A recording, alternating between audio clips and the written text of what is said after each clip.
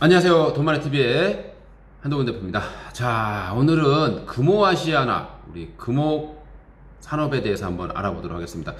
자, 매각에 대한 이슈들이 지금 굉장히 강하게 발생하면서 주가가 폭등하는 이런 모습도 보여줬는데요. 어디에 인수될 때 가장 좋을지 이런 부분을 하고, 그리고 어디가 인수하면 가장 시너지 효과가 날까, 그리고 어디가 인수했을 때 확률이 가장 높을까, 이런 부분들을 한번 좀 생각을 좀 해보도록 하겠습니다. 그리고 어떤 회사 인수했을 때 주가가 좋고 어떤 기업이 인수했을 때 주가가 좋지 않은가, 이런 부분들도 함께 대조해보도록 하겠습니다. 자, 일단 우리가 금호 산업에 대해서 역사부터 좀 간단하게 쳐봐야 될 것 같아요. 금호그룹의 역사를 보게 되면 이제 박인처 이제 창업자가 되겠죠. 창업주가 되겠는데요. 원래 이제 중고택시로 출발했습니다. 그래서 버스를 하고 강주역에 설립을 해서 비포장도를 막 달리다 보니까 타이어가 펑크가 나는 거야. 그러니까 펑크를 이제 자주 나니까 빨리 이제 대처해야 될 거 아닙니까? 그래서 처음에 이제 타이어 20개 정도 생산하는 걸로 만들었던 게 바로 이제 금호 타이어의 시작이었다, 이렇게 보시면 될 것 같고요. 이제 이런 이제 금호 타이어를 만들어서 이제 운 좋게 또 군납을 하게 됐어요. 그래서 군납을 하게 되면서 이제 본격적으로 이제 금호 타이어가 성장을 했다, 이렇게 보시면 될 것 같고. 그리고 이제 아시아나항공 같은 경우는 이제 금호그룹, 이제 대한항공 다음으로 1988년도에 이제 올림픽과 함께 이제 민간항공사를 이제 만들어야 되는데, 그 민간항공사를 이제 만들 때 이제 됐던 게 바로 금호그룹이었죠. 그래서 아시아나항공을 설립을 하게 됐습니다. 그래서 아시아나는 그로부터 이제 뭐 노선을 확장하면서 꽤나 큰 성장을 기록해 왔습니다. 그런데 이제 왜 이런 현상이 발생했느냐? 아시아나항공 괜찮거든요. 근데 왜 이렇게 됐느냐? 바로 이제 이 박상구 이 회장이 있고요. 그 다음에 이제 고 창업주가 죽으면서 이제 밑에 인수 받았겠죠. 근데 이제 동생이 또 있습니다. 박창구 회장이라고. 현재 이제 금호석유의 회장이 됐겠죠. 근데 이제 둘이 성격이 좀 다르다 그래요. 성격이 좀 달라서 박상구 회장은 굉장히 공격적인 스타일을 가지고 있고, 그리고 박창구 회장 같은 경우, 동생 같은 경우는 약간 섬세한 이런 모습을 좀 갖고 있다고 합니다. 근데 둘이 안 맞은 거야. 형제인데 같은 배에서 나왔는데 이게 안 맞는 거야. 저도 우리 형하고 굉장히 좀 안 맞아요. 성격이 굉장히 많이 다릅니다. 같은 배에서, 우리 어머니 같은 배에서 나왔는데도. 근데 이제 성격이 다르다 보니까 자꾸 이제 사업을 벌리는 거야, 형이.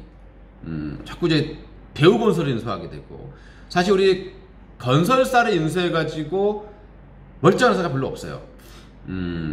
아시다시피 우리 진로가 건설 때문에 많이 했었고요. 그죠? 지금 효성 같은 경우도 건설 인수해가지고 지능기업 인수해가지고 굉장히 힘들지 않습니까? 마찬가지로 금호도 대우건설 인수했었죠. 그래서 금호건설로 잘하다 보니까 이제 대우건설도 인수를 한 거죠. 근데 여기서 이제 좀 잘못됐다고 보시면 될 것 같고, 그 다음에 또 대한통운을 인수를 하면서 또 자금을 좀 많이 썼습니다. 근데 이제 요 이후에 이제 금융위기까지 발생하게 되면서 이제 걷잡을 수 없는 이제 구렁텅이에 빠졌죠. 그러니까 형의 행보가 이제 마음에 안 드니까 이제 박창구 회장이 몰래 이제 금호산업의 지분을 팔아 제끼면서 바로 금호석유를 지분을 대량 인수를 하게 된 거죠. 그러니까 형이 가지고 있던 회사의 지분을 갖다가 이제 경영권을 공격을 하게 되면서 둘의 사이가 안 좋아졌고, 이때 나온 게 바로 이제 형제의 난이다, 이제 난리가 났었죠. 그래서 그래도 이제 피가 물보다 진하죠. 그래서 지금 뭐 최근에 금호석유가 또 이제 아시아나를 인수하는 거 아니냐, 뭐 이런 또 의혹이 제기된 것도 있었습니다. 근데 위기의 시작은 바로 이제 이 너무 과도한 이런 이제 확장이 있었다고 보시면 될 것 같고요. 그러다 보니까 이제 금호타이어, 이 금호산업의 모태였던 금호타이어도 지금 이제 중국 기업에 이제 매각이 돼서 사실 이제 남아있는 게 몇 개 없었는데, 그나마 이번에 아시아나 좀 버텨보려고 했는데 채권단에다가 좀 도와달라 얘기를 했는데 이제 거절을 받았죠. 그래서 피를 토하는 심정으로 이제 아시아나를 이제 통매각하는 방식으로 진행을 하게 된다라고 보시면 될 것 같습니다. 자, 금호그룹의 이제 지분 구조를 보시게 되면 이제 이렇게 나와 있어요.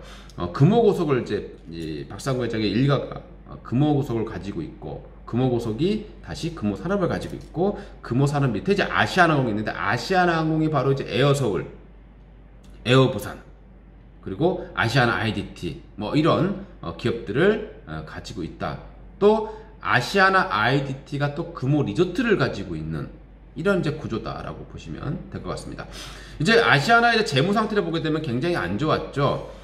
부채 비율이 600% 이상으로 굉장히 높은 부분이었고, 원래 이제 항공사 자체가 원래 부채가 높을 수밖에 없어요. 이제 리스가 있기 때문에요. 우리 항공기를 사는 게 아니거든요. 이제 리스로 이제 해오는 경우가 상당히 많이 있습니다. 그래서 거의 4조 원 이상의 이제 부채 중에서 유동 부채가 이제 1조 한 3천억 정도로 단기간에 갚아야 될 거거든요.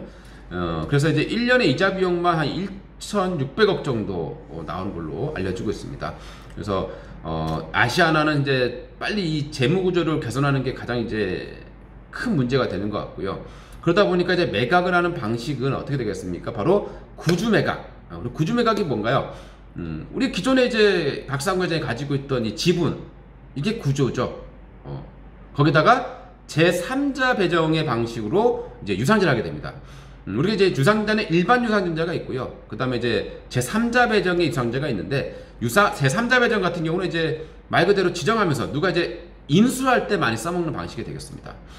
이렇게 되면 어떤 현상이 발생하냐면요. 유상증을 하게 되면 어떻게 됩니까? 일단 자본이 늘어나게 되겠죠. 자본이 늘어나게 되면 부채 비율이 낮아지게 됩니다. 근데 그 자금이 들어왔을 때, 그 자금을 가지고 또 일부 부채를 상환하게 된다면 당연히 이제 부채 비율이 줄어들게 되겠고, 부채로 인한 이자 비용도 줄어드는 효과를 이제 받아오게 됩니다. 그 다음에 또 3자 배정을 하는 결정적인 이유를 하나 이제 우리가 본다라면, 바로 이제 경영권 방어가 있습니다. 지금 현재 2대 주주가 금호석유인데요. 동생이죠.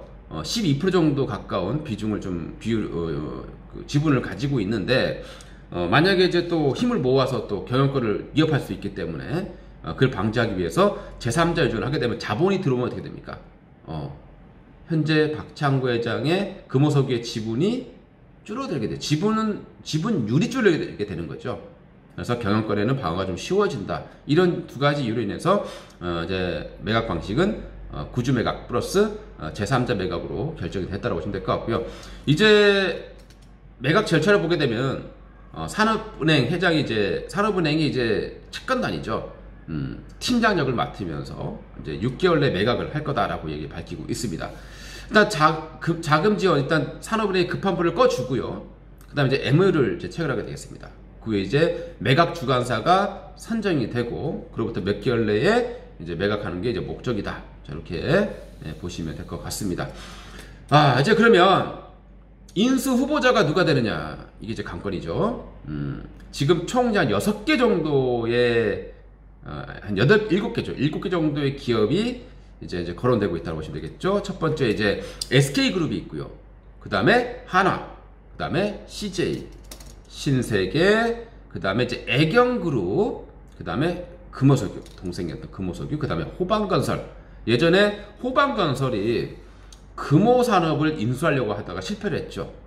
왜 그러냐면 이제 금호산업을 이제 인수를 하려고 했는데, 일단 거절도 받았고, 그리고 또 이제 박상구 회장이 그 당시에 이제 옵션을 행사한 거죠. 그래서 누가 사온다 하더라도 내가 사겠다라고 하면 박상구 회장이 다시 사올 수 있는 권리를 줬단 말이죠. 그렇기 때문에 호방건설이 그 당시에 이제 금호산업을 인수하는데 실패를 하게 됩니다. 그래서 이제 다시 이제 호반그룹이 이 아시아나를 인수하려고 도전하는 거 아니냐, 이런 이제 얘기가 나오고 있는데, 사실상 쉽지는 않을 걸로. 시너지가 너무 없잖아요. 지금 건설이 아시아나를 잘못해서 이렇게 됐는데 또 건설사가 한다. 이건 뭐 사실 제가 볼 때는 사실상 굉장히 어려운 부분인 것 같고요. 자, 그럼 이제 SK그룹, 대략 현금성, 이제 가용자금의 현금이 가장 많은 기업이 SK그룹이죠. 한 20조 원 이상의 가용자금이 있다고 보시면 될 것 같고요.